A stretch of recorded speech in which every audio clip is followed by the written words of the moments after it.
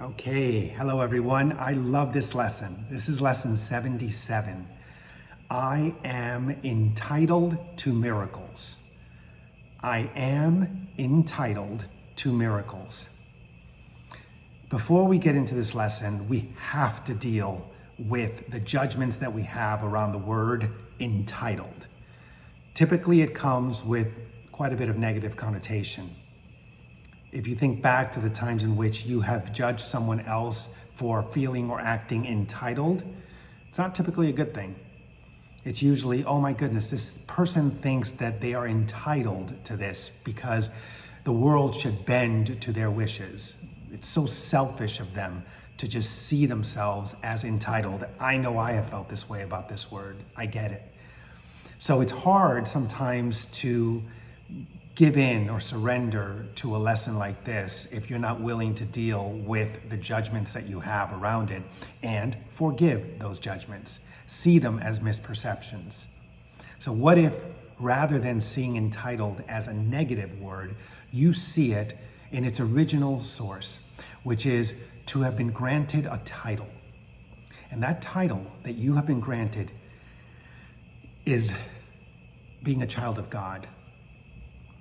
And because you have the title as a child of God, which you've always had since your very existence, which can never be taken away from you, and because you were created as God intended you to be created, therefore you are entitled to miracles.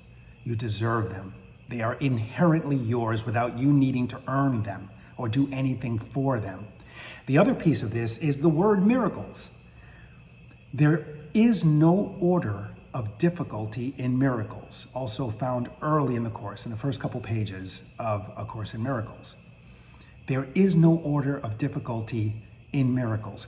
We create an order that this miracle must be really hard because it defies all of our perceived physical laws. And this miracle can be easy for us to accomplish because typically it just requires that we do something and then see it a certain way. Miracles are a shift in perception. They have nothing to do with true reality because true reality does not require miracles. All of reality is a miracle. But our perception shifting so that we can recognize and notice the miracle, now there is the power. And you are entitled to this shift in perception from fear to love. I'll say that again. You are entitled to this shift in perception from fear in its many forms to love. The idols that we create lead us to fear because they present a contrast. When we feel power from them, perceive power from them, then we believe that we're not acting in a state of fear.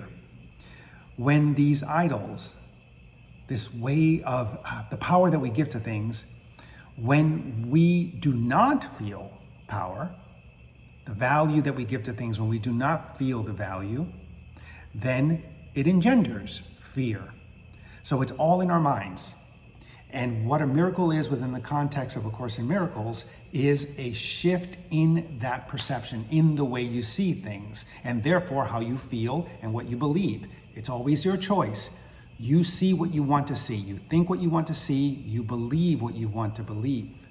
However, if you move through your day with the expectation of miracles and you accept the miracles as they come, fully recognizing that you deserve them and that there's nothing you need to do to earn them, that is when your shift happens in everything you see.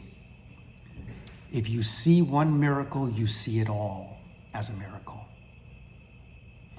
If you're no longer able to see or not willing to see a miracle in your life because you don't feel like you deserve to have miracles, then you will continue to be living in the dream.